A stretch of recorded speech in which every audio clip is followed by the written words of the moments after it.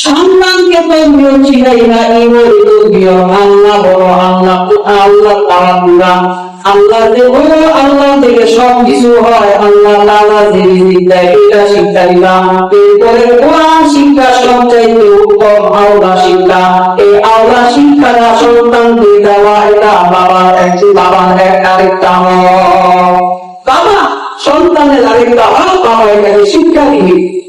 যদি সন্তানকে যদি ধর্মীয় শিক্ষা না দেওয়া হয়, ইসলাম শিক্ষা যদি না দেওয়া হয়, ইসলামী ধর্মীয় তাহলে যদি শিক্ষা না দেওয়া হয়, কাল কিয়ামতের ময়দানে সন্তান আল্লাহর আদালতে দাঁড়ায় বলবে, ওয়াকালু রব্বানা ইন্না আতা'না সাদাতানা ওয়া কুবারানা ফাআদাল্লুনা সাবিলা রব্বানা আতিহিম বি'ফাইনি মিনাল আযাব ওয়ালআনহুম লা'নান কাবীরা।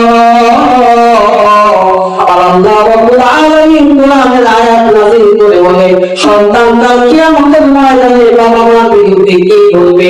বলবে, আয় আল্লাহ, হে আমার রব, এই যে আমার বাবা মা আমাকে ধর্মীয় শিক্ষা দেয় নাই, নামাজের দাওয়াত দেয় নাই, তিনি নামাজ পড়েছে, কয়দিন নামাজের জন্য তুমি দাওয়াত দিয়েছো বাবা মা, তোমার সন্তানকে কোচিংয়ে না গেলে তুমি মারধর করেছো, রাগ করেছো, চোখ গরম করেছো।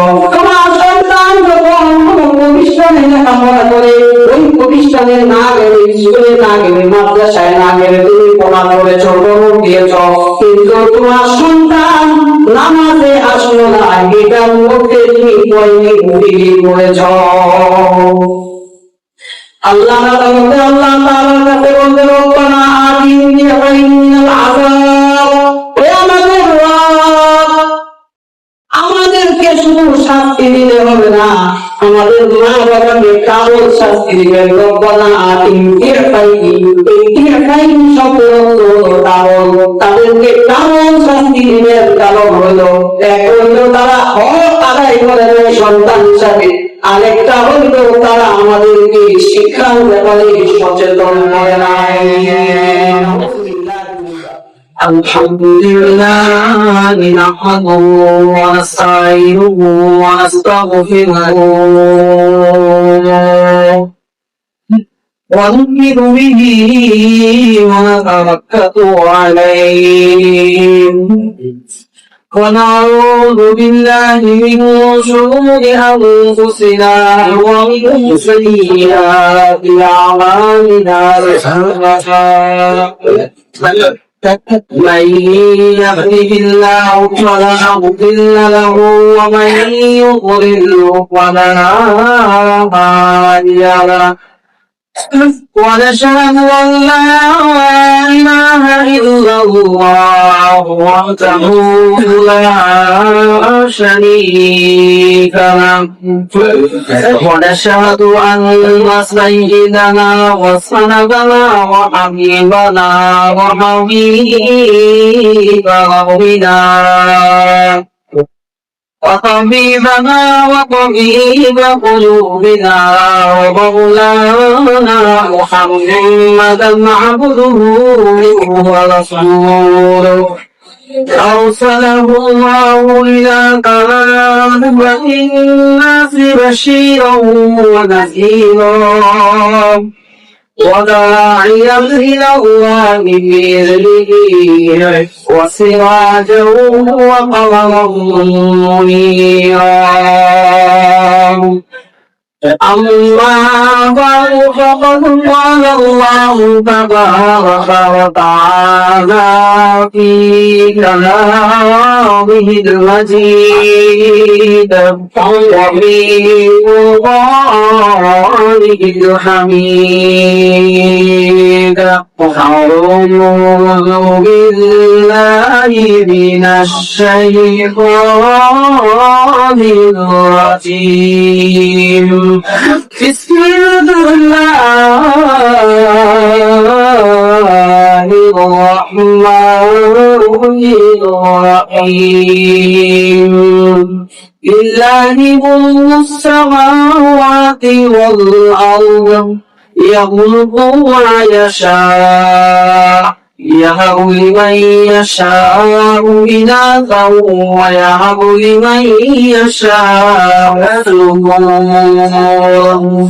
أن يزوجهم ذكرانا وإناثا ويجعل من يشاء عقيما إنه عليم قدير صدق الله مولانا العظيم وصدق رسوله النبي الكريم ونحن على ذلك من الشاهدين والشاكرين والحمد لله رب العالمين.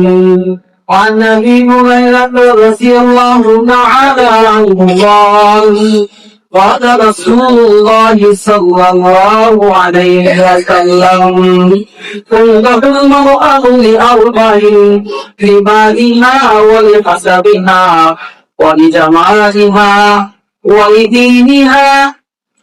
ولدينها واصفر بذات الدين تربا يداك أو كما قال عليه الصلاة والسلام.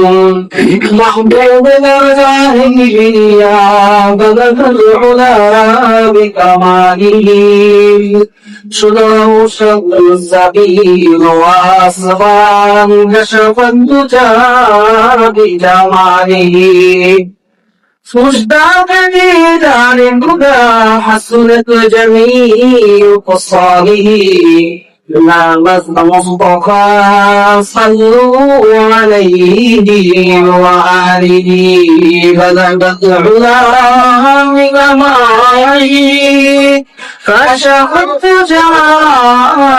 بجماله حسنت جميع الصالحين صلوا عليه وآله.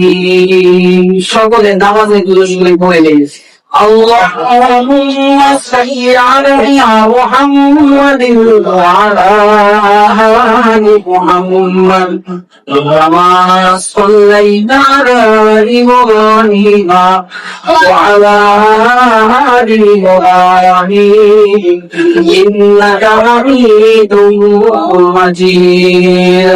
اللهم بارك على محمد وعلى آل محمد كما باركت على إبراهيم وعلى آل إبراهيم إنك حميد مجيد.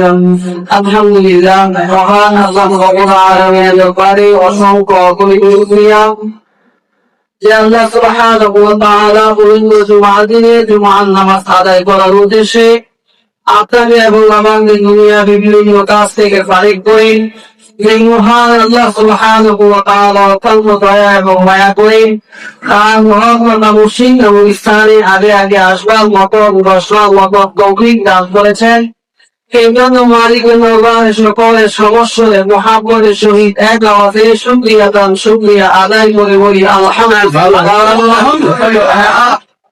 পৃথিবীর মধ্যে আল্লাহ রাব্বুল ইজ্জত যত বান্দাকে নিয়ামত দান করেছে তার মধ্যে গুরুত্বপূর্ণ একটা নিয়ামতের নাম হইল সন্তান। সন্তান সন্ততি এটা আল্লাহ তাআলার একটা নিয়ামত। অনেকের আল্লাহ তাআলা সন্তান দেন বলে আল্লাহ তাআলা সন্তান দেন না, তবে যাদের যে ইচ্ছা তাদের যে আল্লাহ তাআলা সন্তান দেন, আবার কাউকে আল্লাহ তাআলা বন্ধা বানায় দেয়, সন্তান দেন না। এটা একটা নিয়ামত, এটা দান কার? আল্লাহ। কার? এটা বাবার উপর ঠিক করা, মার কিছু না, আবার তিন বাবার কিছু না। এবং কি নবী রাসূলদের হাতে ওইটা ছিল না। আমাদের নবী যদি থাকতো, আমাদের নবী তো সব নবীর চাইতে সবচাইতে বড় সম্মানের দেখবে, তাহলে আল্লাহ রাসূল কয়েকটা ছেলে সন্তান নিজে ই করতে পারতেন, পয়দা করতে পারতেন। এটা নবী রাসূলদের হাতে ওরা, কার হাতে? আল্লাহ। আল্লাহ তাআলা সূরা আশ-শুরা 49 এবং 50 নম্বর আয়াত এই কথাটাই আল্লাহ তাআলা বলেছেন, লিল্লাহি মুলকুস সামাওয়াতি ওয়াল আরদ, লিল্লাহি মুলকুস সামাওয়াতি ওয়াল আরদ, ইয়াখলুকু মা ইয়াশা, ইয়াহাবু লিমান ইয়াশাউ ইনাসান ওয়া ইয়াহাবু লিমান ইয়াশাউ যুকুর। মহান আল্লাহ রাব্বুল আলামিন পবিত্র কোরআন কারীমে সূরা আশ-শূরার 50 নম্বর আয়াতে ডাকে বলেছেন, লিল্লাহি মুলকুস সামাওয়াতি ওয়াল আরদ, আসমান এবং জমিনের আধিপত্য মালিকানা একমাত্র আল্লাহ রাব্বুল আলামিন তার জন্যই। ইয়াখলুকু মা ইয়াশা, এই জমিনের মধ্যে যা কিছু আল্লাহ তাআলা চাইবেন সেইগুলাই আল্লাহ রাব্বুল আলামিন সৃষ্টি করে থাকেন। ইয়াহাবু লিমান ইয়াশাউ ইনাসান ওয়া ইয়াহাবু লিমান ইয়াশাউ যুকুর। আর আল্লাহ রাব্বুল আলামিন বলতেছেন, আমি যাকে ইচ্ছা তাকে কন্যা সন্তান দিই, আর যাকে ইচ্ছা তাকে পুত্র সন্তান দান করি। সুবহানাল্লাহ। এরপরে আল্লাহ রাব্বুল আলামিন বলতেছেন, আইয়ুসাউজুহুম সুবহানাহু ওয়া ইনাসা ويجعل من يشاء وعيما أو يزوجهم। স্বামী স্ত্রীর মধ্য থেকে এই দুইজনের মিলনের মাধ্যমে আমি আল্লাহ রাব্বুল আলামিন পুত্র সন্তান এবং কন্যা সন্তান উভয়টাকে আবার দান করি। আল্লাহ রাব্বুল আলামিন বলতেছেন, লিঙ্গ এবং কন্যা উভয়টাকে আমি আল্লাহ রাব্বুল আলামিন দান করি। ওয়াজালু মাইয়াশাউ আমিমা, এবং আমি কাউকে কাউকে অঙ্গা হিসাবে তৈয়ার করি। সুবহানাল্লাহ। ইন্নাহু আলিমুন কবির, আল্লাহ সমস্ত কিছু জানেন এবং সমস্ত কিছুর উপরে শক্তিশালী। এই যে আল্লাহ তাআলার পক্ষ থেকে সন্তান, এটা হলো দুনিয়া শোভা। আল্লাহু আল-বানুনা ফিলাতুল হায়াতিদ দুনিয়া, দুনিয়ার সম্পদ এবং সন্তানাদি, এটা হলো দুনিয়ার একটা শোভা অথবা দুনিয়ার একটা বরকত এবং বরকত আল্লাহ। তো ধারাবাহিক আমার আলোচনা চলতেছিল, দুই সন্তানকে আলোচনা করেছিলাম।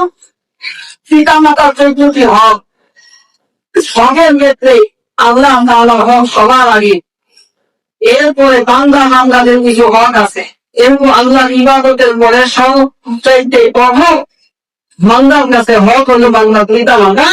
এই জন্য পিতা মাতা সম্পর্কে 14টা হক নিয়ে আলোচনা করেছি। পিতা মাতা জীবিত অবস্থায় 7টা হক এবং মৃত অবস্থায় 7টা হক আমি আলোচনা করেছি।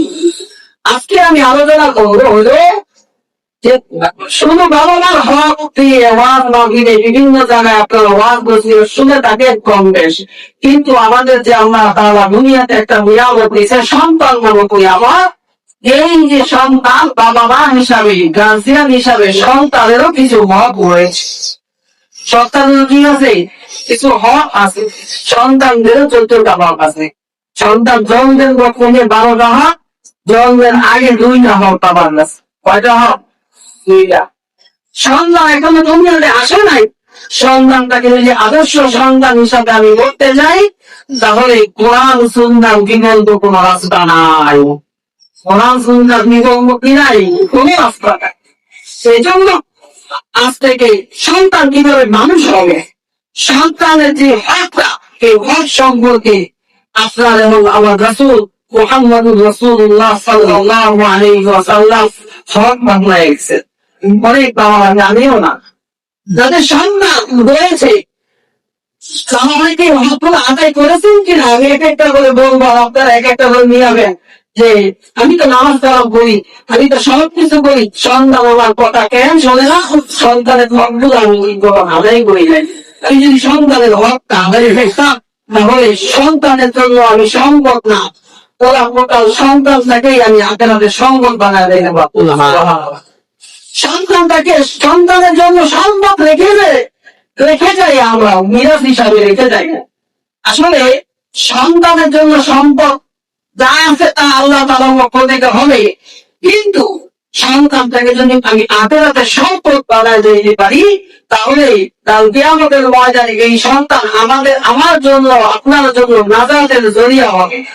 আর যদি আমি সন্তানকে যদি আমার আখেরাতে সম্পদ বানায় না যাইতে পারি, আল্লাহ রাসূল বলেন কিয়ামতের ময়দানে বাবা মার বিরুদ্ধে সন্তান আল্লাহ আদালতে আপিল করবে, আল্লাহ আদালতে বিচার নিয়ে দিবে যে আল্লাহ আমাকে এটা জাহান্নামে ফেললে হবে না, আমার মা বাবাকেও সাথে জাহান্নামে ফেলতে হবে, আমার মা বাবাকেও সাথে জাহান্নামে ফেলতে হবে। এই আপিল আল্লাহ আদালত করবে। এই জন্য সন্তান, এজন্য সন্তান যেন নাজাতের কারণ হয়, সন্তান যেন গজবের কারণ না হয়, সন্তান যেন নাজাতের কারণ হয়, আমার সন্তান যেন কোনো ভাবে গজবের কারণ না হয়। গজবের কারণ যদি হয় তাহলে এটার পিছনে দায়ী হচ্ছে মা বাবা, এটার পিছনে কে দায়? মা বাবা। এই জন্য সন্তান এখনো দুনিয়াতে আসে নাই, আপনাদের পরে সন্তান বাবাকে বলে বাবা এখনো আমি দুনিয়াতে আসি নাই। দুনিয়াতে আসার আগেই আল্লাহ রাসূল সাল্লাল্লাহু আলাইহি ওয়াসাল্লাম বলেন সন্তান কেমন জানি বাবাকে ডাক দিয়ে বলতেছে বাবা এখনো কিন্তু দুনিয়াতে আসি নাই, তোমার উপরে আমার 2টা হক হয়েছে। কয়টা হক? 2টা। আল্লাহ নবী সাল্লাল্লাহু আলাইহি ওয়াসাল্লাম মিশকাত শরীফের একটি হাদিসের মধ্যে ডাক দিয়ে বলেন এই আমার উপরটা শুনো, সন্তান তো আল্লাহ তাআলার একটা সওয়াল, আল্লাহ তাআলার একটা বরকত, ভগবানের জন্য বড় নিয়ামত। এই সন্তানকে তোমরা সম্পদ বানাবা, সন্তান তুমি আসার আগে আগে সন্তান বাবার নিকটে জিনিসটা সবার আগে যায়, সেটা হলো একটা ফিঙ্গার ফরেস্টার আমিও আল্লাহ মিগু এক্সামা গাছে হয় ফলতে হয়, খুদের গুণে কি ভালো হয়, মায়ের গুণে কি ভালো হয়।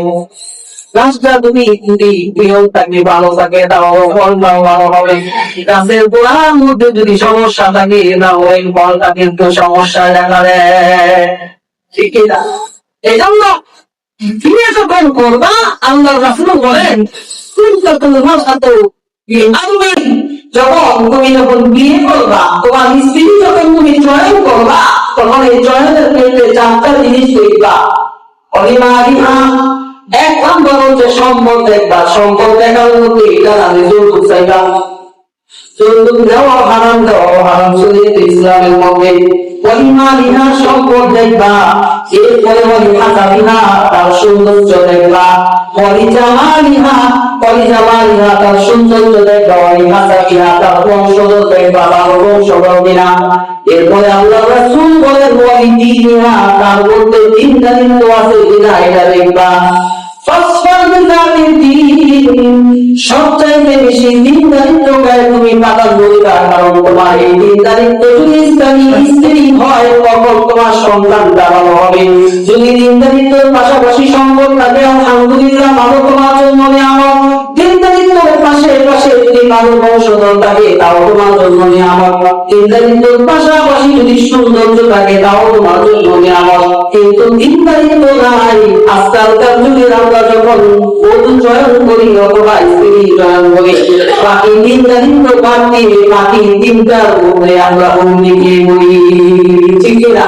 দেখি সম্পদ আছে কিনা, দর্শকটা কেমন, আর হলো তার সৌন্দর্য কেমন। এখন সৌন্দর্যের পিছনে ভাইরা, সৌন্দর্যের পিছনে যুবক পাগল পা, অথচ না আল্লাহ রাসূল বলেন 1400 বছর 1450 বছর আগেই বলে গেছেন দিনদারিত্বকে প্রাধান্য দাও। যদি দিনদারিত্বকে প্রাধান্য না দাও রাস্তার মিজানের দিনদারিত্ব দিয়ে দাও, আল্লাহ রাসূল বলতেছেন তোমার হাত ধুয়ে দূষিত হয়ে যাক।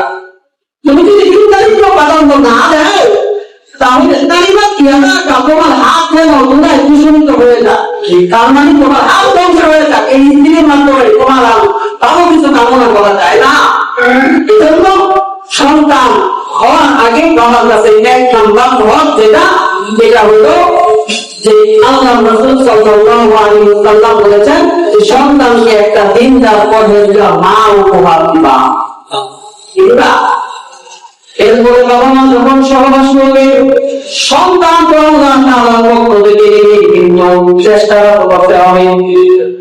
চেষ্টা যেটা এটা হইলো বাবা মা যখন সহবাস করবে সহবাসের সময় একটা আল্লাহ রাসূল দোয়া শিখাইছেন, এই দোয়াটা পাঠ করবা। এটা হলো সন্তানের হক দুনিয়াতে আসার আগে। বিসমিল্লাহি আল্লাহুম্মা জান্নিবনাশ শাইতান ওয়া জান্নিবিশ শাইতান মা রাযাকতানা আল্লাহ নবী শিখাইলেন।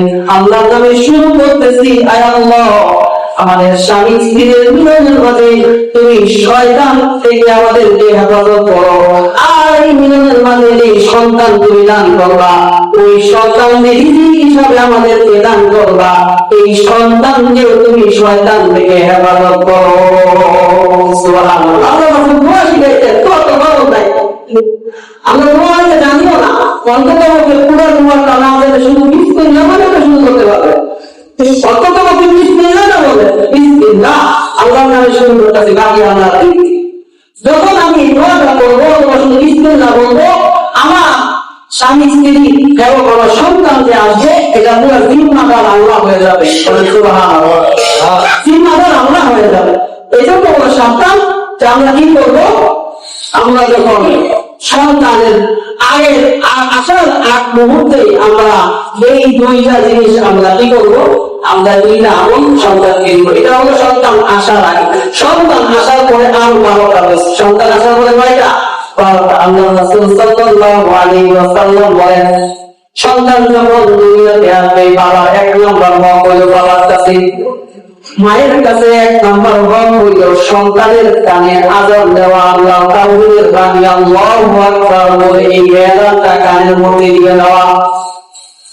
সন্তান যখন জন্ম হয়, সেই ঘরের থেকে জন্ম হয়, ওই ঘরের থেকে বের হওয়ার সাথে সাথে অথবা হসপিটালে যখন হয়, ছুটিতে থাকার সময় আমাদের কালচার হয়ে গেছে, সন্তানটা হইতে তো সাথে সাথে ফেসবুকে স্ট্যাটাস দিয়ে দেয়। মামা স্ট্যাটাস দেয়, কখন মামা হলাম, চাচু স্ট্যাটাস দেয় আমি চাচু হলাম, বাবা স্ট্যাটাস দেয় যে প্রথমবারের মতন বাবা হওয়ার সামনেরা। মা যদি সুস্থ থাকে, মাও স্ট্যাটাস দেওয়া শুরু করে। দাদা দাদি যদি স্মার্টফোনের আসক্ত হয়, দাদা দাদি স্ট্যাটাস দিয়ে দেয়। নানা নানি যদি বুঝে স্ট্যাটাস সম্পর্কে, তাহলে নানা নানিও কিন্তু স্ট্যাটাস দিয়ে দেয়। ঠিক না? এটা হলো গজবের কারণ। আল্লাহ রাসূল সাল্লাল্লাহু আলাইহি ওয়াসাল্লাম বলেন, নজর এমন বড় বিষাক্ত মানুষের, তুমি যখন তোমার বাচ্চাটাকে কি করবা, মানুষকে যখন দেখে দেখায় বেড়াইবা, তখন মানুষের কার দৃষ্টি লেগে যাবে, ওই দৃষ্টির কারণে তুমি কি দুনিয়াতে লক্ষ্য করো না, গাছের ফল নষ্ট হয়ে যায়, জমিনের ফসল নষ্ট হয়ে যায়, শুধু কিসের কারণে? শুধু মানুষের চোখে কুদৃষ্টির কারণে। তোমার সন্তানটা তুমি সর্বপ্রথম নষ্ট করতেছ, সেলফি বলে পাবলিক পেশ করতেছ যে আমার সন্তানের জন্য দোয়া করবে। আসলে সন্তানের জন্য দোয়া করবে আগে সবার প্রথম কি? আযান দাও। এই জন্য আল্লাহ রাসূল সাল্লাল্লাহু আলাইহি ওয়াসাল্লামের সাহাবী হাদিস বর্ণনা করে, আমার যখন সন্তান হয়েছে, সাহাবীরা বলতেছে আমার যখন সন্তান হয়েছে আমি দেখেছি আল্লাহ রাসূল সাল্লাল্লাহু আলাইহি ওয়াসাল্লামের কাছে নিয়ে আসছে। আল্লাহ রাসূল সাথে সাথে কানে আযান দিয়েছেন, এক কানে আযান আর এক কানে ইকামত। সাহাবী আরেকটা হাদিস বর্ণনা করে বলেন, হযরত হাসান রাদিয়াল্লাহু তাআলা আনহু ফাতেমার ঘরে যখন আল্লাহ রাসূলের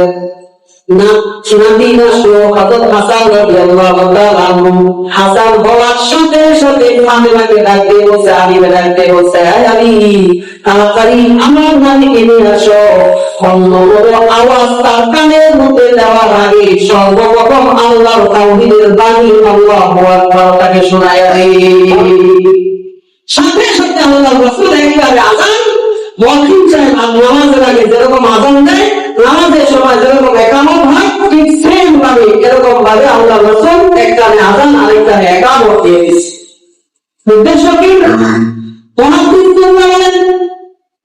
সন্তানরা যখন দুনিয়াতে জন্ম হয়, সন্তানের কানের মধ্যে আল্লাহু আকবার বলে আওয়াজটা দেওয়া হয়, এই সন্তান তুমি যেই ঘরের মধ্যে হয়েছ সেই ঘরটা কিন্তু দুনিয়াতে বলো না, জমিন দেখবা জমিন বলো না, আসমান দেখবা আসমান বলো না, তোমার মা দেখবা তোমার মা বলো না, তোমার বাবা দেখবা তোমার বাবা বলো না, তোমার আত্মীয় স্বজন দেখবা তোমার আত্মীয় স্বজন কিন্তু বলো না, তোমার নেতাদের ফি দেখবা তোমার নেতাদের ফি কিন্তু বলো না। আল্লাহ রাব্বুল আলামিন বুঝাইতেছেন দুনিয়ার মধ্যে যদি 10 মিনিটের কম অথবা 10 মিনিটের বেশিও যদি তুমি পানির মধ্যে ডুবে থাকো, কিন্তু তুমি সাথে সাথে মারা যাবা। আল্লাহ রাব্বুল আলামিনের যুদ্ধ জাহির করেছে, তুমি যখন তোমার মায়ের পেটের মধ্যে ছিলা, পুরাটাই সম্পূর্ণ পানির মধ্যে, কিন্তু তোমাকে আল্লাহ তাআলা 10 মাস রাখাইছে। যদি পানি পড়ে যায়, ডাক্তাররা বলে এখন কিন্তু পানি শূন্যতায় রয়েছে, বড় বিপদে রয়েছে সন্তান, কিন্তু আল্লাহ তাআলা পেটের মধ্যে না মুখ যা কিছু অঙ্গ আছে সমস্ত কিছু কিন্তু পানির মধ্যে ডুবন্ত অবস্থায় 10 মাস রাখছে। সুতরাং বান্দাকে বলা যায়, এই বান্দা, পেটের মধ্যে আমি পানির মধ্যে রাখছি। দুনিয়া জগতে পানিটা হচ্ছে মরার জন্য বড় একটা উপকরণ, আর পেটের মধ্যে জীবিত থাকার জন্য পানিটা সবচাইতে বড় উপকরণ। এই রহমত এবং বরকত আল্লাহ তাআলার কুদরত দেখায় বান্দাকে বলতেছে, বান্দা তোমার কানে যখন আল্লাহু আকবার শব্দটা বলবে, দুনিয়ার সমস্ত কিছু ছোট, তিনি একমাত্র আল্লাহ তাআলা। আল্লাহু আকবার। এই জন্য সন্তানের গায়ে আযান দাও, আল্লাহু আকবারের ধ্বনি তুমি ঢুকায়া দাও। এটা হলো 1 নাম্বার হক। সেলফি বলা 1 নাম্বার হক। 1 নাম্বার হক হলো কানে আযান, কানে একামত দিয়ে দিবা। 2 নাম্বার হলো তাহমিদ করা। তাহমিদ করা হয় তো আল্লাহ বুজুর্গের তো আলেম ব্যক্তি অথবা মুরব্বী ব্যক্তি সিফার মধ্যে খেজুর একটা চিবাইয়া দিলের একটা রস অথবা নানা তার চিন্তা থেকে ওই যে সেই তাহমিদ করা যে সন্তানটা হবে, ওই সন্তানের চিন্তার মাঝখানে একটু লাগায় দেওয়া, এটা হলো বরকত। এটাকে বলা হয় তাহমিদ। ঐতিহাসিক একটা মুহূর্ত ছিল, হযরতে আসমা রাদিয়াল্লাহু তাআলা আনহা, আল্লাহর নবীর শালিকা, হযরতে আয়েশা রাদিয়াল্লাহু তাআলা আনহার ছোট বোন। মদিনায় যখন হিজরত করে মুসলমানরা হিজরত করে চলে গেছে, হিজরত করে চলে যাওয়ার পর অনেকদিন যাবত মুসলমানদের কোনো সন্তান হয় না, মুসলমানদের কোনো সন্তান হয় না। মদিনার কাফির বেঈমানরা বলা শুরু করলো, মক্কা থেকে যতগুলো মুসলমান আসছে, ওরা হয়তো সন্তান হয় না, এই জন্য তাদেরকে খারাপ হিসাবে তাদেরকে আখ্যায়িত করতে লাগছে। সন্তান না হওয়াটা সময় মুসলমানদের অনুমোদিত, কোনো সন্তান মন্তান হয় না, এই প্রত্যেকে আসছে মানে এক ধরনের জাতি এই ধরনের বলা বলে শুরু করছে। ওই সময় সর্বপ্রথম আল্লাহ নবীর শালিকা হযরত আয়েশা রাদিয়াল্লাহু তাআলা আনহা যুবক, এই ছোট বোন আসমা রাদিয়াল্লাহু তাআলা আনহা বোনের সন্তান আসে, আল্লাহ আব্দুল্লাহ ইবনে সুবাইর। হযরত আসমা রাদিয়াল্লাহু তাআলা আনহা আল্লাহ নবীর শালিকা, তিনি বলতেছেন, আমার পেটে যখন আব্দুল্লাহ ইবনে সুবাইর হয়, তখন সাথে সাথে আম্মা জান হযরত আয়েশা রাদিয়াল্লাহু তাআলা আনহা দৌড়ে করে নিয়ে আল্লাহ নবীর কাছে চলে আসছে। আল্লাহ নবীর সাথে সাথে আম্মা জান আয়েশাকে বললেন, আয়েশা তাড়াতাড়ি একটা গেল বলছি ভাই, আল্লাহ নবীর মুখের লালা মুখের ওই বাচ্চাটার চিন্তার মাঝখানে আল্লাহ রাসূল লাগাইছে। সর্বপ্রথম দুনিয়ার খাবার যেটা বাচ্চা করতে গিয়েছে, ওইটা বিশ্ব নবী মুহাম্মদ রাসূলুল্লাহ সাল্লাল্লাহু আলাইহি ওয়াসাল্লামের দুধ বেড়ে গেছে। এই জন্য আব্দুল্লাহ ইবনে সুবাইরের জন্য জাহান্নাম ছিল বলে হারাম হয়ে গেছে। এই জন্য বলতেন সন্তানকে কি করবা আমাদের কাছে, অথবা কোন মূর্তি একটা মানুষের কিছু মুখের লালা একটু লাগাইবা, এটা হলো সন্তান বাবার কাছে, এটা হলো দ্বিতীয় হক, এটা হলো একটা হক। এই হকটা তুমি আদায় করবা। 3 নাম্বার হক হলো সন্তানকে যখন দেখতে যাইবা, তোমার কেউ শুধু সন্তান হোক, বাবা যখন দেখতে যাবে সন্তানের জন্য দোয়া করবে, মুসলিম নয়। আত্মীয় স্বজন যখন কোন সন্তানকে দেখতে যাবে, তখন তার জন্য দোয়া করবে। আল্লাহ রাসূল সাল্লাল্লাহু আলাইহি ওয়াসাল্লাম বলেন, সন্তান যখন প্রসব করবে, সন্তানকে দেখার সাথে সাথে সন্তানের জন্য তোমরা দোয়া করবা। পাশাপাশি তার বাবাকে স্বাগত দাও, পাশাপাশি কি করবা, তার বাবাকে স্বাগত জানাবা।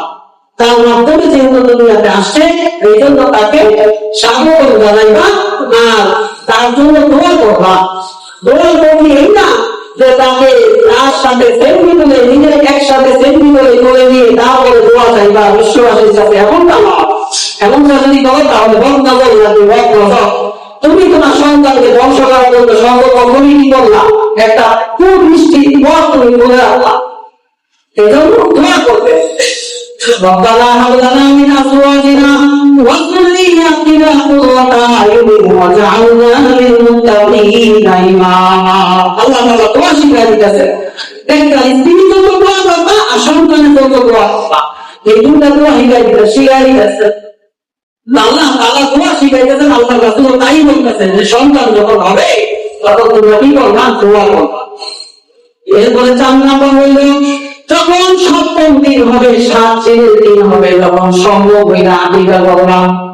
7 দিনে যদি সম্ভব না হয় 14 দিনে করবা, 14 দিনে যদি সম্ভব না হয় 21 দিনে করবা। হাদিসের মানে 3টা সংখ্যা আছে, এজন্য মুহাদ্দিসগণ বলেন 7 দিনে 3 অথবা 14 দিনে 3 অথবা 21তম দিনে 3। এই 3টা সংখ্যার মধ্যে যখন তুমি আকিকা করবা তখন সুন্নাত আদায় হবে। এরপরে দিতে পারবে বাকি সুন্নাত না। এরপরে আকিকা করা, আকিকা এটা করার মাধ্যমে সন্তানের উপর থেকে বালা মুসিবত আল্লাহ তাআলা গায়বানকে অর্থ থেকে দিয়ে দেন। এটা বলো বাবার কাছে এটা হক সন্তান, তো বাবা তোমার কাছে আমার এটা পাও না, তুমি আমার আকিকা দিলা। যদি সামর্থ্য থাকেন 2টা ছাগল 2টা বেড়া 2 আর ছেলে হলে আর মেয়ে হলে একটা, না যদি সামর্থ্য না থাকে, কম সামর্থ্য থাকে, তাহলে ছেলে হলে একটাও দেওয়া যাবে, ছেলে হলে কি দেওয়া যাবে, একটাও দেওয়া যাবে। এটা জায়েজ আছে। তুমি আর্থিক অবস্থা বলবা আকিকা করা। এরপরে 7ম দিনে আপনি যদি সম্ভব হয়, যদি বাচ্চার কোনো সমস্যা না হয়, তাহলে মাথার চুল মুন্ডন করা, মাথার চুল গুলা মুন্ডন করা মানে মেরে দিয়ে ওই চুল গুলা পরিমাণ স্বর্ণ অথবা রূপা আল্লাহর রাস্তায় সদকা করে দেওয়া, এটাও একটা হক।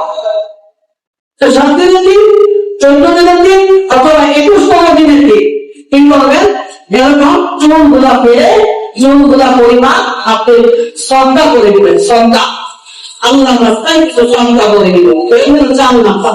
5 নম্বর হইল সুন্দর একটা নাম রাখবা বাবার কাছে, বাবা মার কাছে। সন্তানের 5 নম্বর হক কি, সুন্দর একটা নাম রাখবা। নামটা সুন্দর হতে হবে, ইসলামিক নাম হতে হবে, অর্থবোধক সুন্দর একটা নাম হতে হবে। এখন তো আমাদের টেলিভিশন হয়ে গেছে, হুজুরদের কাছে আসে, হুজুর একটা ইসলামিক নাম দেন, বলুন বলে আব্দুল রহমান, আব্দুল্লাহ রাখেন, এরকম বিভিন্ন আল্লাহ নামের জীবনের সাথে আব্দুল রহমান, এরকম বিভিন্ন নাম বলে দেয়, এই পছন্দ হয়। খাদিজা রাখেন, আয়েশা রাখেন, এগুলো পছন্দ হয়। কারণ আনকমন দেয়, আনকমন কি, আনকমন নিজেরাই রাখা শুরু করেন। আবেগ, কমলা, ডালিম, এরপরে জন্মবন্ধ, বিনু, যেগুলো নাম, এগুলো নামে কোনো অর্থ নাই। একজনের বাইবেলের নাম রাখছে, একজনের নাম আছে হীরা, একটা নাম আছে মুক্তা। বাইবেল হীরা মুক্তা, এগুলো কি নাম, এগুলো কি সুন্দর নাম? এগুলো সুন্দর নাম না, নামের প্রভাব করে বাচ্চার উপরে, নামের প্রভাব। খোদার পছন্দ করে বাবা মা যদি সন্তানকে সুন্দর একটা নাম লাগে, আল্লাহ তাআলার কাছে পছন্দ, সবচাইতে পছন্দের নাম হলো আব্দুল্লাহ এবং আব্দুর রহমান। আর সবচাইতে নিকৃষ্ট নাম হইল হাত এবং মোল্লা, এটা হলো সবচাইতে নিকৃষ্ট নাম। আব্দুল্লাহ শব্দের অর্থ হইল আল্লাহর বান্দা, আব্দুর রহমান হলো দয়াময় রহমানের বান্দা। আর সবচাইতে নিকৃষ্ট নাম হলো হাত হলো যুদ্ধ, আর মোল্লা অর্থ পিতা, পিতা চিন্তা মানুষের নাম হতে পারে না। এই জন্য আল্লাহ রাসূলের কাছে কি যুদ্ধ, সন্তানের নাম আছে বিপ্লব। সেই জন্য ঘরের মধ্যে এটা সেটা বাইনা বিপ্লব শুরু করে দেয়। নামে দেখলাম নাম কি আছে না, নাম আছে বিপ্লব। তাহলে এই জন্য ঘরের আপনার মানুষ যা আছে সব বাংলা শুরু করে দেয়, এটা সেটা এরপরে বিপ্লব কিছু শুরু হয়ে যায়। নামের প্রভাব আল্লাহ রাসূল বলেন সুন্দর একটা নাম রাখবা। বাবা তোমার কাছে সন্তানের হক হলেন সুন্দর একটা নাম রাখবা। এই নামে যতদিন মানুষ ডাকবে, যতদিন মানুষ এই নামে ডাকবে, তার মধ্যে ভালো একটা তাসির প্রবল করতে থাকবে। আর নামটা যদি খারাপ হয়, অসুন্দর হয়, এই নামটা যতদিন পর্যন্ত মানুষ ডাকতে থাকবে, ততদিন পর্যন্ত ওই বাংলাটার প্রতি খারাপ একটা তোবা তার মধ্যে বিস্তার করতেই থাকে। এই জন্য আমরা কি করি, নাম দুইটা রাখি, এখন ফ্যাশন হয়ে গেছে। মনে করেন নাক নাম একটা, আরেকটা হলো ওই আলমারি করতে সার্টিফিকেটের ভিতরে নাম, মানে জন্ম নিবন্ধন অথবা টিকার কালের ভিতরে নাম দিচ্ছে আব্দুল রহমান আনন্দ পলাশ। একটা ভালো নাম আব্দুল্লাহ পলাশ। এই যে পলাশ যে রাখলি, পলাশ নামটা বেশি থাকে, এই জন্য এটা কালাম প্রভাবটা বেশি কম। এই জন্য ভালো নাম যদি থাকে, ভালো নামে ডাকে, ডাক নামটা ভালো হওয়া যায়। আমরা ভালো নামটাকে আলমারিতে তুলে রাখি, আর খারাপ নামটা দিয়ে আজীবনটা, খারাপ নাম দিয়ে আজীবনটা দিয়া। এই জন্য নাম দুইটা রাখেন, তাতে অসুবিধা নাই, কিন্তু দুইটার ভিতরে কোনটাই ভালো হতে হবে এবং ভালো নামে ডাকা শুরু করবে। যেটা ভালো নাম সেটাকে ডাকে, খারাপ নামে ডাকতে থাকি আর ভালো নামটা আলমারিতে তুলে রাখে, এটা কিন্তু শুভনীয় হয়। এই জন্য আল্লাহ রাসূল সাল্লাল্লাহু আলাইহি ওয়াসাল্লাম বলেন, সন্তানের 5 নম্বর হক হইল সুন্দর একটা নাম রাখা, 6 নম্বর হক হইল ইমানিত জ্ঞান শিক্ষা দেওয়া। সন্তান যখন আস্তে আস্তে বড় হবে, তখন সন্তানকে সুন্দর করে ওযু গোসল পাক পবিত্র শিখাইবা। 7 বছর যখন সেই বয়স উপনীত হবে, তখন সাথে সাথে তাকে নামাজের জন্য আহ্বান করবা, নামাজ পড়াইবা। নিজে নামাজ পড়বা, সাথে সন্তানটাকে নামাজ পড়াইবা। 10 বছর যখন সন্তানটা হয়ে যাবে, তখন নামাজ না পড়লে সন্তানকে মৃদুভাবে আঘাত করবা। আল্লাহ রাসূল বলেন, মুরু আওলাদাকুম বিসসালাত ওয়া হুম আবনাউল সাবিলিন। আল্লাহ রাসূল বলতেছেন হাদিসের মাঝে, সন্তানকে ধর্মীয় শিক্ষা দিবা। তার মানে এখান থেকে বোঝা যায় 7 বছরের আগে ওযু গোসল পাক খাওয়া নিয়ে এগুলো শিখাইবা। আমরা তো 7 বছরের নিচে দিয়ে মসজিদে যাইতে বসে থাকি না। 7 বছরের নিচে দিয়ে আগে ওযু গোসল শিখাইবা, পাক পবিত্র শিখাইবা, ভালো মন্দ শিখাইবা, এভাবে কথা বলো, ওইভাবে কথা বলো, এটা বলো, সালাম দাও, আদব নিয়ম বলো, এগুলো শিখাইবা। 7 বছর যখন হবে, তখন নামাজের পবিত্র আহ্বান করতে থাকবা। এরপরে 7 বছর 10 বছর যখন হবে, তখন সন্তানকে নামাজের জন্য প্রয়োজনে প্রভাব করবা। শয়তানকে ধর্মীয় শিখাইবা, সন্তানকে ধর্মীয় শিখাইবা। ইমান দিও, আল্লাহ বড়, আল্লাহ তাআলা, আল্লাহ যে বড়, আল্লাহ থেকে সবকিছু হয়, আল্লাহ তাআলা যে রিজিক দেয় এটা শিক্ষা দিবা। এরপরে কোরআন শিক্ষা সবচাইতে উত্তম আওলা শিক্ষা। এই আওলা শিক্ষাটা সন্তানকে দেওয়া, এটা বাবার আরেকটা হক। বাবা সন্তানের আরেকটা হক, বাবা এটাকে শিক্ষা দিবে। যদি সন্তানকে যদি ধর্মীয় শিক্ষা না দেওয়া হয়, ইসলাম শিক্ষা যদি না দেওয়া হয়, ইসলামী ধর্মীয় তাহজিব যদি শিক্ষা না দেওয়া হয়, কাল কিয়ামতের ময়দানে সন্তান আল্লাহর আদালতে দাঁড়ায় বলবে, ওয়াকালু রাব্বানা ইন্না আতা'না সাদাতানা ওয়া কুবারানা ফাআদাল্লু সাবিলা রব্বানা আতিহিম বিআফাইনি মিনাল আযাব ওয়া লা'নহুম লা'নান কাবীরা। আল্লাহ রাব্বুল আলামিন কোরআনের আয়াত নাযিল করে বলে, সন্তান কাল কিয়ামতের ময়দানে বাবা মার বিরুদ্ধে কি বলবে?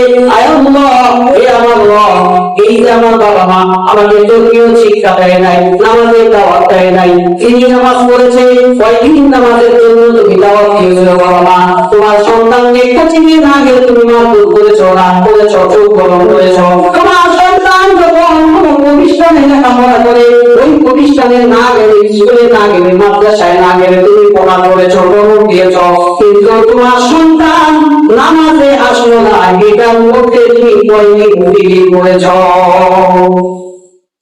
আল্লাহ তাআলার কাছে বলতে, রব্বানা আতিহিম বিআফাইনি মিনাল আযাব, হে আমাদের রব, আমাদেরকে শুধু শাস্তি দিলে হবে না, আমাদের মা বাবাকে কেমন শাস্তি দিবেন। রব্বানা আতিহিম বিআফাইনি, এই বিআফাইনি শব্দের অর্থ হলো কারণ, তাদেরকে কেমন শাস্তি দিবেন। কারণ হলো, এক হইল তারা হক আদায় করে নাই সন্তান হিসাবে, আরেকটা হইল তারা আমাদেরকে শিক্ষার ব্যাপারে সচেতন করে নাই। নাউযুবিল্লাহ। এই হলো সন্তানের কাছে কিয়ামতের ময়দানে আপিল করবে, সাক্ষ্য দেওয়া, শিক্ষার ব্যাপারে খুব গুরুত্ব দেওয়া। যে শিক্ষা দেন ভালো শিক্ষা, নানান শিক্ষা না, ভালো শিক্ষার প্রতি গুরুত্ব দেওয়া। ভালো শিক্ষার মধ্যে সবচাইতে শিক্ষা হলো কোরআন তেলাওয়াতের শিক্ষা দেওয়া। তারপরে সন্তান যদি একাধিক থাকে, তাহলে এই একাধিক সন্তানের মধ্যে আপনি সকল সন্তানের মধ্যে সমানতার বিধান করা। এখানে বিষয়টা হলো স্নেহ, মহাব্বত আল্লাহ তাআলা পদক্ষেপ বেশি কমপ্লেক্স থাকবে, কিন্তু যখন আপনি হক দেওয়ার ক্ষেত্রে করবেন তখন সমবেত হকটা করা, সেটা হলো হক। বিষয়টা বুঝতে পারি নাই। হযরত ইয়াকুব আলাইহিস সালামের 12 জন সন্তান ছিলেন। 12 জন সন্তানের মধ্যে হযরত ইউসুফ পয়গম্বরকে আল্লাহ ওই ইয়াকুব আলাইহিস সালাম একটু বেশি মহব্বত করত। এই মহব্বতটা আল্লাহ করত। কোন সন্তানের প্রতি মহব্বত বেশি থাকবে বাবা মানে আল্লাহ করত, কিন্তু যখন কোন কিছু ভাগ করে দিবেন তখন তাদের মধ্যে সমতা মানে সমতা এটা বজায় রাখতে হবে। এটা কিন্তু একটা মাসালা, ছোট বলি খুব ইম্পর্টেন্ট একটা মাসালা। সেটা হলো বাবা মা যদি জীবিত অবস্থায় সন্তানকে সম্পদ দিয়ে যায়, বলার পরে না, বলার পরে তো আল্লাহ কোরআনে বলা হয়েছে যে ছেলে 2 অংশ পাবে, মেয়ে 1 অংশ পাবে, ওইটা হলো কোরআনের আইন। যদি জীবিত অবস্থায় নিয়ে যায় তাহলে সন্তান ছেলে হোক মেয়ে হোক সবাইকে সমান দিতে হবে। জীবিত হবে, এটা শরীরে ইসলাম। আপনি যদি জীবিত অবস্থায় সন্তানকে সম্পত্তি দিয়ে যান তাহলে এই সন্তানকে সমান দিতে হবে, ছেলে আর মেয়ে সন্তান। এটা হলো শরীয়তে ইসলাম, এটা হলো। এরপরে যদি আপনি কোনো সন্তানকে বেশি দিতে চান তাহলে ফতোয়া বিভাগের থেকে ফতোয়া এনে দিবেন কোন কারণে না। শরীয়তে ইসলামের কিছু কারণে বেশি দিতে পারবেন, কিছু কারণে কোনো সন্তানকে সম্পদ বেশি দিতে পারবেন। এটা হলো আপনার ফতোয়া বিভাগের থেকে 19 সাহেবদের থেকে ফতোয়া নিয়ে এসে তারপর দিতে পারবেন, কিন্তু কারণ পছন্দ থাকতে হবে। অকারণে আপনি সন্তানকে এক সন্তানকে ঠকাবেন, আরেক সন্তানকে বেশি দিয়ে দিবেন, এটা ইসলামে না যায়। এজন্য জীবিত অবস্থায় কোনো মা বাবা যদি সন্তানকে সম্মতি দিয়ে দেন তাহলে সমান দিতে হবে। 9 নম্বর হলো বিয়ের বয়স হলে বিয়ে করে দেওয়া। 9 নম্বর 8টা বললাম, 9 নম্বর বিয়ের বয়স হলে কি করে দেওয়া, বিয়ে করে দেওয়া। এটা হলো বাবা মার হক। যদি সন্তান যদি বিয়ে না করে যদি কোনো গুনাহের কাজে লিপ্ত হয় তাহলে 5% গুনাহের 5% বাবা মা 1 অংশ পেয়ে যাবে। পরে নাউজুবিল্লাহ। এজন্য সন্তানকে নিয়ে দিতে হবে। সন্তানকে নিয়ে দেন না কেন? সন্তান তো ইসলামিক হয় নাই, নিজের পায়ে দাঁড়ায় নাই। আরে সন্তান 30,000 টাকা 40,000 টাকা মোবাইল চালায়, 40,000 টাকা মোবাইলের পাশে 40,000 টাকা দিয়ে সাদা সিধা দাম নামের স্বাভাবিক নিয়ে হয়ে যায়। সন্তানকে বাইক কিনে দিচ্ছে 3 লাখ টাকা দিয়ে, 3 লাখ টাকা দিয়ে 3টা কমানো যায়। সন্তান বাইক চালাতে পারে, সন্তান দামি ফোন চালাতে পারে, অথচ সন্তান বিয়ের বয়সে বিয়ে করায় না। এজন্য বাবা মা এটা হক সন্তানকে বিয়ে করে দেওয়া। বিবাহের ক্ষেত্রে উত্তম পাত্র নির্বাচন করা এবং বিবাহের ক্ষেত্রে ছেলে হোক মেয়ে হোক তাদেরকে চাপাচাপি না করা, এটাও একটা হক। চাপাচাপি না করা। আল্লাহ রাসূলের জমানায় এক মহিলা আসছে, আয়েশা বলতেছে ইয়া রাসূলুল্লাহ, আমার বাপে আমাকে জোর জবরদস্তি করে দিয়ে দিয়েছে আমার স্বাস্থ্য ব্যবসা আসলে আল্লাহ আয়েশা বলেন যে একটু বসো, আল্লাহ রাসূলের কাছে জিজ্ঞেস করে তারপর সমাধান দিতেছি। আল্লাহ রাসূল আসছে, আল্লাহ রাসূলকে বিচার দিচ্ছে, আল্লাহ রাসূল বিচারটা সমাধান কিভাবে করছে দেখে। আল্লাহ রাসূল বলছে যে তুমি তোমার বাবা তোমার জন্য খারাপ কিছু চাবে না, তুমি কি বিয়েতে সন্তুষ্ট আছো কি না সেটা বলো। বলে যে না আমি সন্তুষ্ট আছি। সন্তুষ্ট যদি থাকো তাহলে আসছো কেন? তো ওই সাহাবীরা মহিলা বলতেছে কিয়ামত পর্যন্ত যেন সন্তানদের একটা হক বাবা মার উপরে আপনি বাঁচিয়ে দেন, যাতে তাদেরকে চাপাচাপি না করে দিয়ে দেয়। এই জন্য আল্লাহ রাসূলের কাছে আসে। এই জন্য আল্লাহ রাসূল বলছে যে সন্তানকে এটাও হয় বলে দিয়ে যখন দিবেন সন্তানকে জিজ্ঞাসা করে দিবেন, সন্তানের অনুমতি দিয়ে দিবেন। 11 নম্বর হলো সন্তানের ভরণ পোষণের দায়িত্ব। এটা তো আমরা করে থাকি, সন্তানের সমস্ত ভরণ পোষণের দায়িত্ব বাবার একটা হক। সন্তানের জন্য দোয়া না করা। দেখেন বাবা মা যখন ন্যাক দোয়া করবে তখন আল্লাহ তাআলা দরবারে কবুল হয়ে যায়। আবার বাবা মা যখন বদদোয়া করবে, মঞ্চের অবস্থা দেখতে চাই না, এই ধরনের রাগের মাথায় বদদোয়া করেন না, এটা আল্লাহ তাআলা দরবারে কবুল হয়ে যায়। এজন্য খুব সাবধান বাবা, যারা বাবা মা হোক নিজের খুব সাবধান। এজন্য 12টা হক সন্তান হওয়ার পরে 12টা হক আমরা আদায় করবো। আল্লাহ রাব্বুল আলামিন যেন আমাদের সন্তানগুলোকে নেক সন্তান হিসাবে কবুল করো, বাবা মা হিসাবে সন্তানদের এই হকগুলো আদায় করার তৌফিক দান করুন সকল বলি আমিন। ওয়া আখিরু দাওয়ানা আলহামদুলিল্লাহি রাব্বিল আলামিন। এই সমস্ত ভাইরা সুন্নাত চলতে পারে নিয়ে করে 4 ভাগ সুন্নাত আদায়